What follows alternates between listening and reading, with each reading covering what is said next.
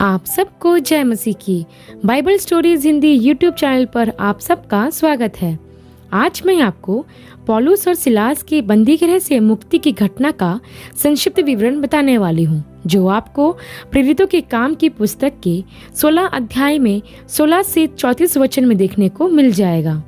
इससे पहले प्रियो कि हम वीडियो को शुरू करें, आप हमारे बाइबल स्टोरीज हिंदी के यूट्यूब चैनल को सब्सक्राइब करना और बेल आइकन को दबाना ना भूलिएगा। तो आइए प्रियो, हम वीडियो को शुरू करते हैं।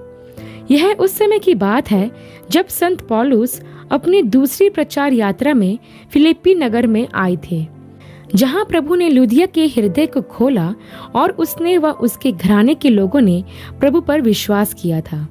लुदिया ने पौलुस से विनती की थी कि वह और सिलास उसके घर में रहे। तब पौलुस और सिलास कुछ दिन तक लुदिया के घर में रहे। फिर एक दिन जब वह प्रार्थना करने की जगह पर जा रहे थे तो उन्हें एक दासी मिली जिसमें भविष्यवाणी करने की आत्मा थी, और वह भविष्यवाणी करने के माध्यम से अपने मालिकों के लिए अच्छा खासा पैसा कमा लेती थी।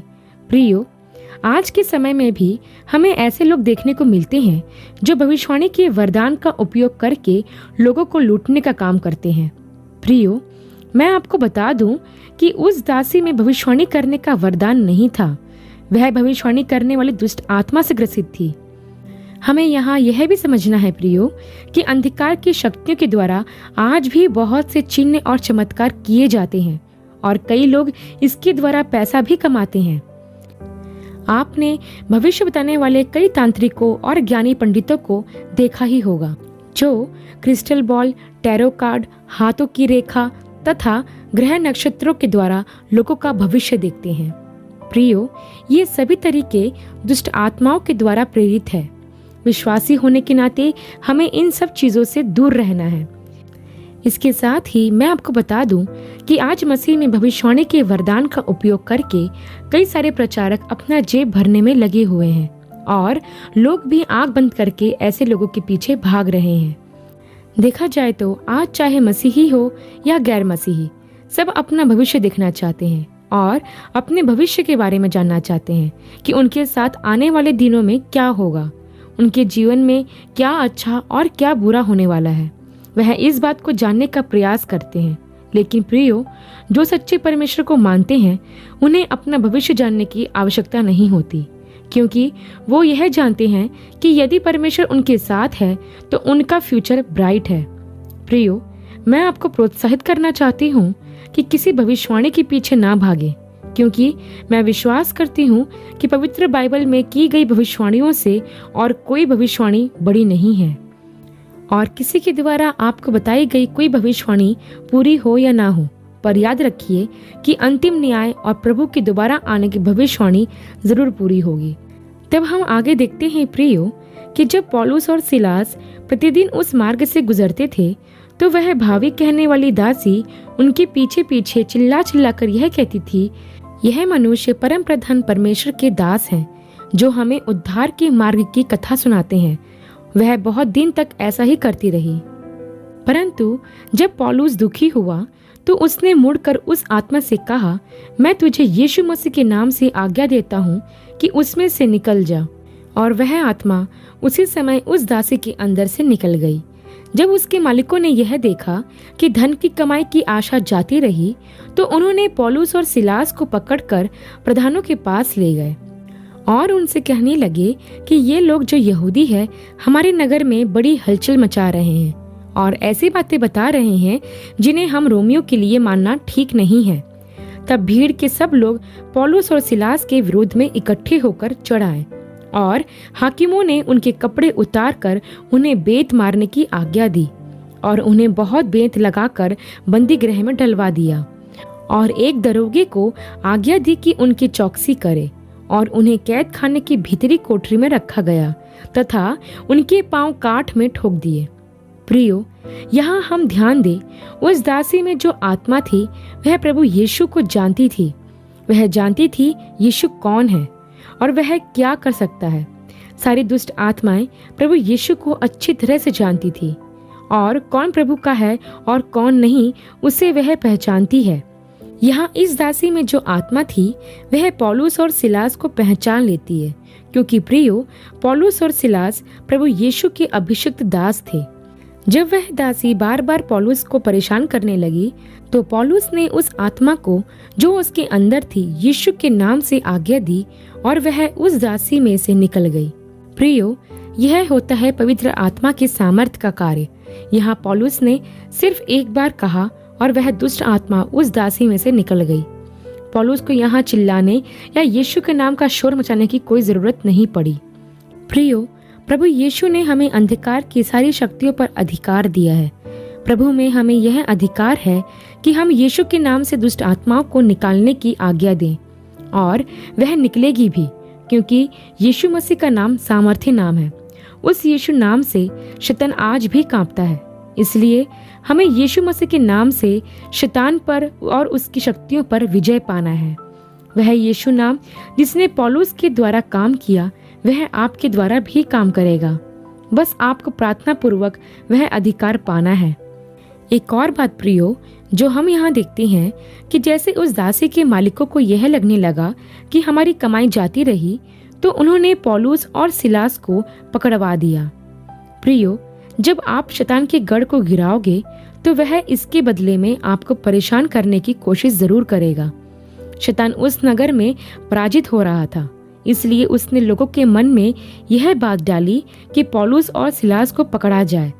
वैसे ही प्रियो, जब आप प्रभु का नाम लेकर शैतान के गढ़ों को गिराने के लिए जगह जगह जाओगे और प्रचार करोगे तो शैतान आपको परेशान करेगा। वह आपको शारीरिक और मानसिक यातनाएं पहुंचाने का प्रयास करेगा ताकि आप प्रभु का नाम लेना और उसके नाम से सेवा करना छोड़ दो। प्रियो, कलीसिया के इतिहास में और आज भी ऐसे बहुत से लोग हुए हैं और हैं जो प्रभु के नाम के कारण सताए और प्रताड़ित किए जा रहे हैं। वर्तमान समय में भी भारत ही नहीं, पूरी दुनिया में सच्चे भक्तों को परेशान किया जा रहा है। कई तो ऐसे हैं जो प्रभु के नाम के कारण शहीद भी हो गए हैं। प्रियो, यह तो सच है कि जो भी प्रभु की सेवा करता है वह सताया जाएगा। जैसे पौलुस और सिलास तथा बाकी प्रेरित सताए गए, हम भी प्रभु के नाम के कारण सताए जाएंगे।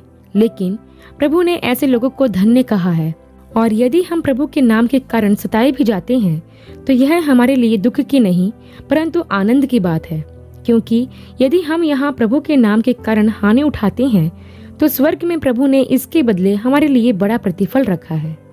तब हम आगे देखते हैं प्रियो कि जब पौलुस और सिलास बंदीगृह में थे तो आधी रात के लगभग उन्होंने प्रार्थना करते हुए परमेश्वर के भजन गाना शुरू किया, जिसे वहाँ के बाकी कैदी भी सुन रहे थे। इतने में वहाँ एक बड़ा भूकंप आया और उस बंदीगृह की नींव तक हिल गई और उस बंदीगृह के सारे दरवाजे खुल गए तथा सब कैदियों के बंधन खुल गए। प्रियो, आज के समय में तो अगर कोई प्रभु के नाम के कारण जेल जाता है तो दूसरे लोग सड़कों पर उतर आते हैं, आंदोलन करते हैं, अपने हक की और नियम कानूनों की बात करते हैं। लेकिन कितने ऐसे हैं जो प्रभु के नाम के कारण जेल में गए और वहां जाकर उन्होंने प्रभु के भजन गाए।